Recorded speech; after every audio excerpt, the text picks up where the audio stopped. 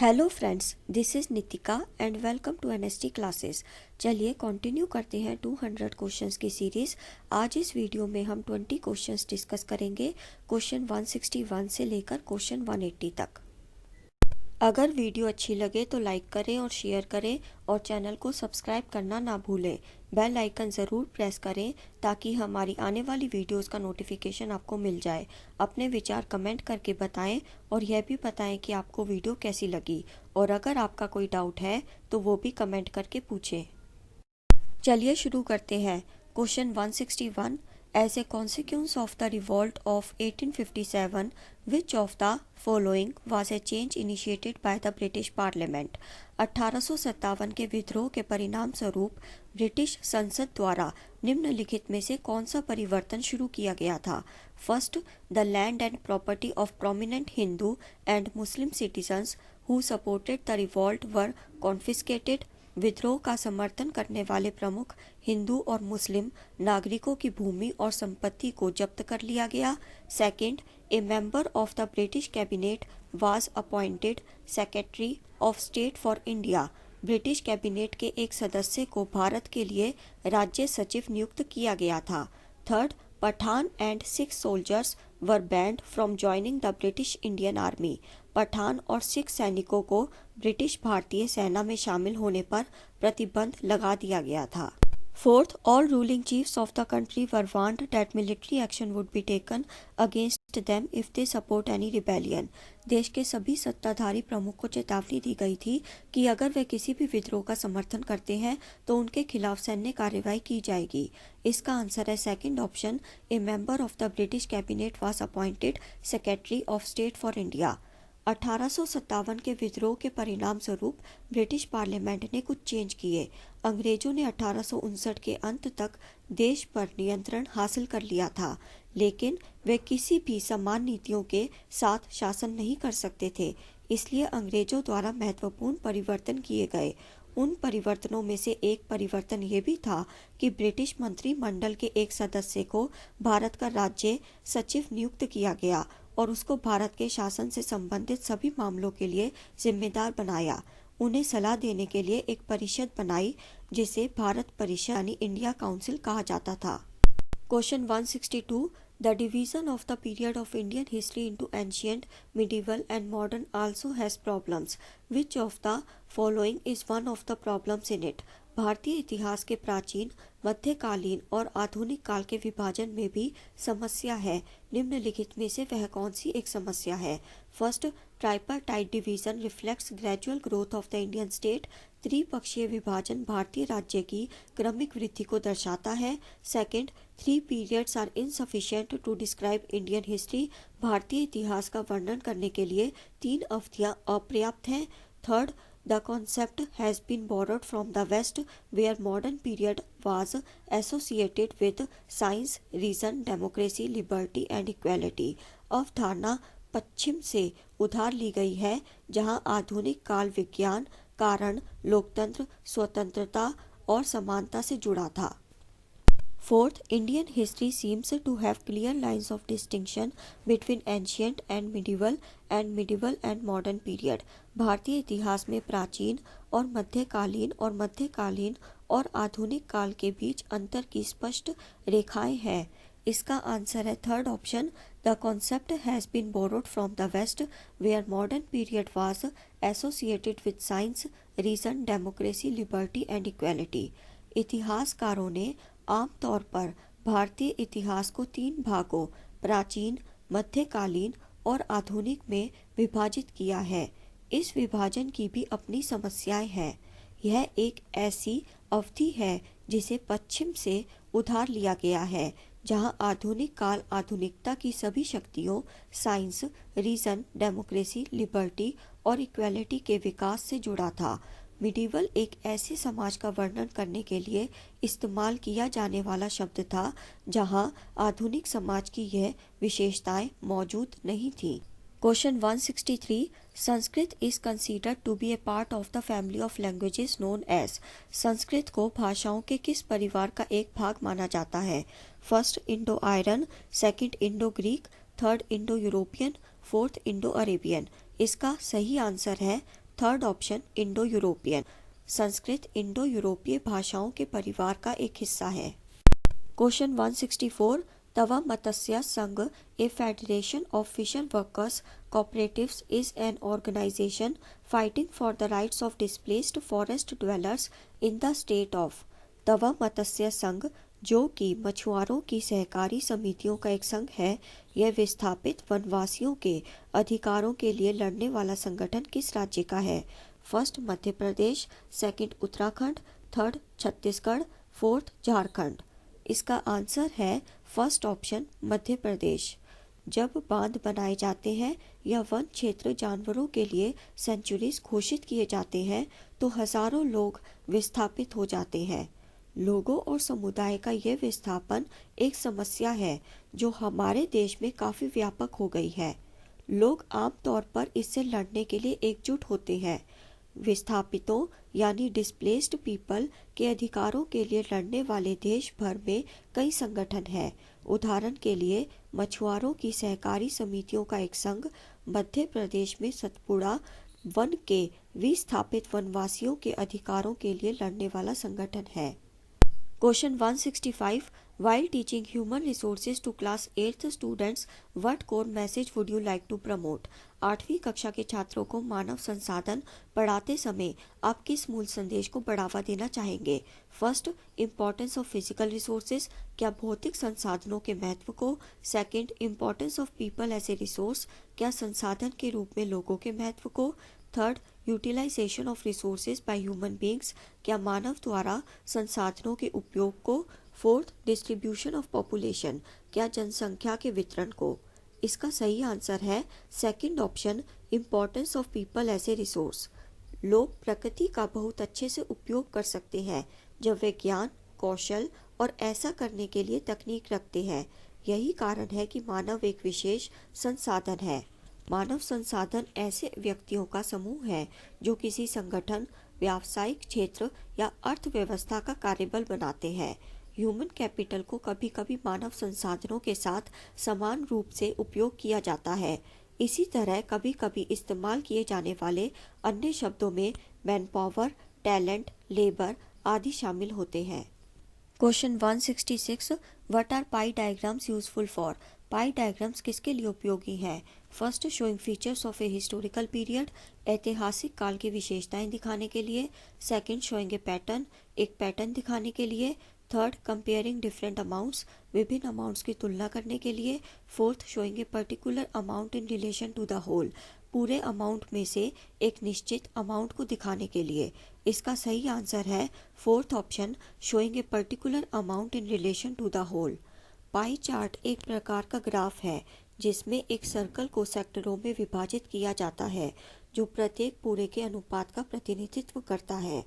Pie chart संपूर्ण के सापेक्ष घटकों के आकार को देखने के लिए डेटा को व्यवस्थित करने का एक उपयोगी तरीका है और विशेष रूप से प्रतिशत या आनुपातिक डेटा दिखाने में अच्छा है। Question 167, Which one of the following statements is not true about the Parliament of India? निम्नलिखित में से कौन सा कथन भारत की संसद के बारे में सही नहीं है? First, the parliament in our system has immense powers because it is the representative of the people. हमारी प्रणाली में संसद के पास अपार शक्तियां हैं क्योंकि यह लोगों की प्रतिनिधि है। Second, in the matters dealing with finances the government does not require parliaments approval. वित्त यानी फाइनेंस से संबंधित मामलों में सरकार को संसद की मंजूरी की आवश्यकता नहीं है। Third, the parliament while in session begins with a question hour. संसद सत्र के दौरान प्रश्नकाल से शुरू होती है। Fourth, the parliament consist of the president, the Rajya Sabha and the Lok Sabha. संसद में राष्ट्रपति, राज्यसभा और लोकसभा शामिल है। देखते हैं इसका सही आंसर क्या है। इसका सही आंसर है second option, in the matters dealing with finances the government does not require parliaments approval. First, third और फोर्थ ऑप्शन बिल्कुल सही है। सेकंड ऑप्शन गलत है। हम ये डिस्कस करेंगे कि सेकंड ऑप्शन क्यों गलत है। सेकंड ऑप्शन इसलिए गलत है क्योंकि वित्त से संबंधित सभी मामलों में संसद की मंजूरी सरकार के लिए महत्वपूर्ण है। यह कई तरीकों में से एक है जिससे संसद सरकार को नियंत्रित करती है, उसका मार्गदर्शन करती है और उसे सूचित करती है। Question 168, choose the most appropriate option. सबसे उपयुक्त विकल्प चुनें। Students at upper primary level can be asked to go for a field visit as part of social science projects so that उच्च प्राथमिक स्तर के छात्रों को सामाजिक विज्ञान परियोजनाओं के हिस्से के रूप में फील्ड विजिट के लिए कहा जा सकता है, ताकि first it enables comparison of realities with the ideas and concepts. यह विचारों और अवधारणाओं के साथ वास्तविकताओं की तुलना करने में सक्षम बनाता है। Second, it frees the teacher to do other activities while students are busy. यह छात्रों को व्यस्त रखते हुए अन्य गतिविधियों को करने के लिए शिक्षक को मुक्त करता है। Third, it fulfils the mandatory requirement of project completion. यह परियोजना के पूरा होने की अनिवार्य आवश्यकता को पूरा करता है। Fourth, it is participative and fun for students. ये छात्रों के लिए सहभागी और मज़ेदार है। इसका आंसर देखते हैं। इसका आंसर है first option, it enables comparison of realities with the ideas and concepts. छात्र क्लास में जो पढ़ते हैं, अगर उन्हें उसी कॉन्सेप्ट के अकॉर्डिंग फील्ड विजिट कराई जाए तो उस कॉन्सेप्ट को सभी छात्र रियलिटी में देख पाएंगे और इससे कॉन्सेप्ट उन्हें इतने अच्छे से समझ आ जाएगा कि फ्यूचर में अगर कोई उनसे उस कॉन्सेप्ट के बारे में जानना चाहेगा तो उनके दिमाग में फील्ड विजिट पर देखी सारी चीज़ों की इमेजेस बनेंगी। इसका मतलब कि वे कॉन्सेप्ट कभी नहीं भूल पाएंगे। क्लास में बैठे बैठे कॉन्सेप्ट को पढ़ना और रट्टा मारकर पेपर देना यह सही नहीं है, इसलिए सोशल साइंस में फील्ड विजिट को इम्पोर्टेंस दी गई है। Question 169, consider the following two statements about public interest litigation PIL and choose the correct answer. जनहित याचिका के बारे में निम्नलिखित दो कथनों पर विचार करें और सही उत्तर चुनें। First, it is a mechanism to seek necessary information about the functioning of the government. यह सरकार के कामकाज के बारे में आवश्यक जानकारी लेने का एक तंत्र है। Second, it is a mechanism that allows any individual or organization to file petition to secure justice in the High Court or Supreme Court on behalf of those whose rights are violated। यह एक ऐसा तंत्र है जो किसी भी व्यक्ति या संगठन को उच्च न्यायालय या सर्वोच्च न्यायालय में न्याय पाने के लिए याचिका दायर करने की अनुमति देता है। A, first is false and second is true. B, both first and second are false. C, first is true and second is false. D, both first and second are true. इसका सही आंसर है A option, first is false and second is true. 1980 के दशक की शुरुआत में सर्वोच्च न्यायालय ने न्याय की पहुंच बढ़ाने के लिए पब्लिक इंटरेस्ट लिटिगेशन या PIL का एक तंत्र तैयार किया। इसने किसी भी व्यक्ति या संगठन को उन लोगों की ओर से उच्च न्यायालय या सर्वोच्च न्यायालय में जनहित याचिका दायर करने की अनुमति दी जिनके अधिकारों का उल्लंघन किया जा रहा हो। Question 170, the doctrine of Vishishta Advaita was propounded in 11th century by. Vishishta Advaita का सिद्धांत 11वीं शताब्दी में किसने प्रस्तावित किया? First Ramanuja, second Basavanna, third Eknath, fourth Sakhubai. इसका सही आंसर है फर्स्ट ऑप्शन रामानुजा। यह रामानुज की तस्वीर है। रामानुज 11वीं शताब्दी में तमिलनाडु में पैदा हुए थे। उन्होंने विशिष्ट अद्वैत के सिद्धांत को प्रतिपादित किया। Question 171, Who among the following founded Satyashodhak Samaj to propagate caste equality? निम्नलिखित में से किसने जाति समानता का प्रचार करने के लिए सत्यशोधक समाज की स्थापना की? First Haridas, second Jyotirao Phule, third Ghasidas, fourth Narayan गुरु। इसका सही आंसर है सेकंड ऑप्शन ज्योतिराव फुले। ज्योतिराव फुले ने प्रस्ताव दिया कि शूद्रों यानी मजदूर जातियों और अतिशूद्रों यानी अछूतों को भेदभाव के खिलाफ एकजुट होना चाहिए। सत्य शोधक समाज एसोसिएशन की स्थापना ज्योतिराव फुले ने जाति समानता का प्रचार करने के लिए की। Question 172 function of the executive in Indian democracy is to. भारतीय लोकतंत्र में कार्यपालिका का कार्य निम्नलिखित में से कौन सा है? फर्स्ट, इनेक्ट लॉज, कानून बनाना। Second, implement laws made by the parliament, संसद द्वारा बनाए गए कानूनों को लागू करना। Third, elect the prime minister, प्रधानमंत्री का चुनाव करना। फोर्थ, इलेक्ट द प्रेसिडेंट, राष्ट्रपति का चुनाव करना। इसका सही आंसर है second option, implement laws made by the parliament. Parliament जो भी लॉ बनाती है उस लॉ को एग्जीक्यूटिव यानी कार्यपालिका लागू करती है। Question 173 in order to understand the role of various issues during an election which of the following would you most likely ask your students. एक चुनाव के दौरान विभिन्न मुद्दों की भूमिका को समझने के लिए आप निम्नलिखित में से किस इशू के बारे में अपने स्टूडेंट्स से ज़्यादा पूछेंगे?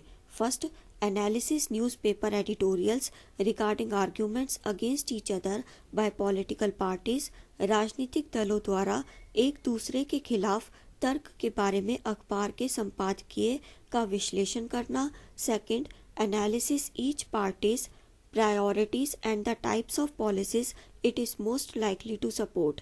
प्रत्येक पार्टी की प्राथमिकताओं और नीतियों के प्रकारों का विश्लेषण करना जिनका समर्थन करने की सबसे अधिक संभावना है। Third, conduct survey in your locality for the popularity of political parties. राजनीतिक दलों की लोकप्रियता के लिए अपने इलाके में सर्वेक्षण करना। Fourth, analysis and compare the time devoted by national news channels to different parties. National news channels द्वारा विभिन्न पार्टीज को समर्पित समय की तुलना करना और उसका विश्लेषण करना। इसका सही आंसर है second option, analysis each parties priorities and the types of policies it is most likely to support. अगर टीचर चाहती है कि स्टूडेंट्स को इलेक्शन के दौरान हर मुद्दे की भूमिका के बारे में अच्छे से समझ आ जाए तो टीचर को स्टूडेंट्स को कहना चाहिए कि वे छानबीन करें, जांच करें कि हर एक पार्टी की प्राथमिकताएं क्या हैं और नीतियां क्या हैं जिनका समर्थन करने की सबसे अधिक संभावना है। इससे स्टूडेंट्स को पार्टी के द्वारा उठाए गए हर तरह के मुद्दों के बारे में पता चलेगा और वे इलेक्शन के दौरान विभिन्न प्रकार के मुद्दों के बारे में समझ पाएंगे। उदाहरण के लिए, अगर कोई पार्टी कहती है कि यदि हम जीते तो हेल्थ केयर इंडस्ट्री और एग्रीकल्चर को बढ़ावा देंगे, तो इसका मतलब है कि वह पार्टी हेल्थ केयर और एग्रीकल्चर का मुद्दा उठा रही है। और अगर उस पार्टी की अपोजिशन पार्टी कहती है कि यदि हम जीते तो आप सबको बेरोजगार भत्ता देंगे और फुल एम्प्लॉयमेंट की स्थिति को बहाल करेंगे, तो वह पार्टी अनएम्प्लॉयमेंट को ख़त्म करने का मुद्दा उठा रही है। इसलिए पार्टीज की प्रायोरिटीज़ और पॉलिसीज़ जिनका समर्थन करने की सबसे ज़्यादा संभावना है उनके बारे में जांच करके ही स्टूडेंट्स अच्छे से इलेक्शन के दौरान के विभिन्न मुद्दों को समझ पाएंगे। Question 174 Who among the following was an exponent of the notion of वहदत-ए-दीन that upholds the essential oneness of all religions? निम्नलिखित में से कौन वहदत-ए-दीन धारणा का प्रतिपादक था जो सभी धर्मों की आवश्यक एकता को बढ़ाता है? फर्स्ट, मौलाना आज़ाद। सेकंड, सईद अहमद खान। थर्ड, बाजी मोहम्मद। फोर्थ, मोहम्मद अली जिन्ना। इसका सही आंसर है फर्स्ट ऑप्शन, मौलाना आज़ाद। आज़ाद का जन्म मक्का में एक बंगाली पिता और एक अरबी माता के यहाँ हुआ था। कई भाषाओं में पारंगत आज़ाद इस्लाम के विद्वान और वहदत-ए-दीन की धारणा के प्रतिपादक थे जो सभी धर्मों की अनिवार्य एकता है। गांधीवादी आंदोलनों में सक्रिय भागीदार और हिंदू मुस्लिम एकता के कट्टर समर्थक वह जिन्ना के दो राष्ट्र सिद्धांत के विरोधी थे। Question 175 Consider the statements A and B on Diwani Adalat established in 1772 in India and choose the correct answer. Bharat में 1772 में स्थापित की गई दीवानी अदालत के संबंध में ए और बी कथनों पर विचार कीजिए और सही उत्तर का चयन कीजिए। A, it was a criminal court, यह एक फौजदारी अदालत थी। B, it was presided over by the European district collectors, यह यूरोपियन जिलाधीशों की अध्यक्षता में चलती थी। फर्स्ट, ए सही है, बी गलत है। सेकंड, ए गलत है, बी सही है। थर्ड, ए और बी दोनों सही है। फोर्थ, ए और बी दोनों गलत है। चलिए देखते हैं इसका सही आंसर क्या है। इसका सही आंसर है सेकंड ऑप्शन, ए गलत है, बी सही है। 1772 से न्याय की एक प्रणाली स्थापित की गई थी। प्रत्येक जिले में 2 अदालतें थी, एक आपराधिक अदालत जिसे फौजदारी अदालत कहा जाता था और एक सिविल कोर्ट जिसे दीवानी अदालत कहा जाता था। मौलवी और हिंदू पंडितों ने यूरोपीय जिला कलेक्टरों के लिए भारतीय कानूनों की व्याख्या की, जिन्होंने दीवानी अदालतों की अध्यक्षता की। आपराधिक अदालतें यानी क्रिमिनल कोर्ट अभी भी एक काजी और एक मुफ्ती के अधीन थीं, लेकिन कलेक्टरों की निगरानी में थीं। इसलिए ए ऑप्शन गलत है और बी सही है। Question 176 on equinox direct rays of the sun fall on. Equinox पर सूर्य की सीधी किरणें किस पर पड़ती हैं? First, tropic of cancer. Second, equator. Third, tropic of capricorn. Fourth, arctic circle. इसका सही आंसर है सेकंड ऑप्शन, इक्वेटर। 21 मार्च और 23 सितंबर को सूर्य की सीधी किरणें भूमध्य रेखा पर पड़ती हैं। इस स्थिति में कोई भी ध्रुव सूर्य की ओर झुका नहीं होता है, इसलिए पूरी पृथ्वी पर समान दिनों और रातों का अनुभव होता है। इसे इक्विनॉक्स कहा जाता है। Question 177 Big Bear is an example of. Big Bear किसका एग्जाम्पल है? First, Milky Way. Second, constellation. Third, star. Fourth, galaxy. इसका सही आंसर है सेकंड ऑप्शन, कॉन्स्टेलेशन। सितारों के विभिन्न समूहों द्वारा गठित विभिन्न पैटर्न को कॉन्स्टेलेशन कहा जाता है। बिग बियर भी तारों के समूह द्वारा गठित एक पैटर्न है। Question 178 what is Maloka. Maloka क्या है? फर्स्ट, एक जनजाति। सेकंड, एक घर का प्रकार। थर्ड, एक जंगली जानवर। फोर्थ, मलक्का निवासी। इसका सही आंसर है सेकंड ऑप्शन, एक घर का प्रकार। वर्षा वन यानी रेन फॉरेस्ट घरों के लिए बहुत सी लकड़ी प्रदान करते हैं। कुछ परिवार घास फूस की छप्पर वाले घरों में रहते हैं, जिनकी शेप मधुमक्खी के छत्तों की तरह होती है। वहाँ घरों जैसे बड़े अपार्टमेंट होते हैं, उन्हें मलोका कहा जाता है, जिनकी खड़ी तिरछी छतें होती हैं। यह देखिए मलोका house. Question 179 Which of the 3 gods were specially important in the Rigvedic period. ऋग्वेदिक काल में कौन से 3 देवता विशेष रूप से महत्वपूर्ण थे? First, Rudra, Vishnu and Indra. Second, Agni, Indra and Soma. Third, Indra, Varuna and Rudra. Fourth, Agni, Indra and Vishnu. इसका सही आंसर है सेकंड ऑप्शन, अग्नि, इंद्र एंड सोम। ऋग्वेद में 1000 से अधिक श्लोक शामिल हैं, जिन्हें सुक्ता कहा जाता है। ये विभिन्न देवी देवताओं की स्तुति में है। 3 देवता विशेष रूप से महत्वपूर्ण हैं। अग्नि, अग्नि के देवता। इंद्र, एक योद्धा भगवान। और सोम, एक पौधा जिससे एक विशेष पेय तैयार किया जाता था। Question 180 who among the following played a decisive role in integrating the princely states of India। निम्नलिखित में से किसने भारत की रियासतों को एकीकृत करने में निर्णायक भूमिका निभाई थी? फर्स्ट, जवाहरलाल नेहरू। सेकंड, सरदार वल्लभ भाई Patel. Third, doctor BR Ambedkar. Fourth, C Rajagopalachari. इसका सही आंसर है सेकंड ऑप्शन, सरदार वल्लभ भाई पटेल। 1945-47 के दौरान सरदार वल्लभ भाई पटेल ने स्वतंत्रता के लिए वार्ता में महत्वपूर्ण भूमिका निभाई। पटेल गुजरात के नाडियाड के एक गरीब किसान परिवार से थे। 1918 से स्वतंत्रता आंदोलन के एक अग्रणी आयोजक पटेल ने 1931 में कांग्रेस के अध्यक्ष के रूप में कार्य किया। सरदार वल्लभ भाई पटेल ने भारत की रियासतों को एकीकृत करने में निर्णायक भूमिका निभाई थी। अगर वीडियो अच्छी लगी हो तो लाइक करें और शेयर करें और चैनल को सब्सक्राइब करना ना भूलें। बेल आइकन ज़रूर प्रेस करें ताकि हमारी आने वाली वीडियोस का नोटिफिकेशन आपको मिल जाए। अपने विचार कमेंट करके बताएं और यह भी बताएं कि आपको वीडियो कैसी लगी, और अगर आपका कोई डाउट है तो वो भी कमेंट करके पूछें। See you in the next video. Till then goodbye. Thank you so much. Thanks for watching.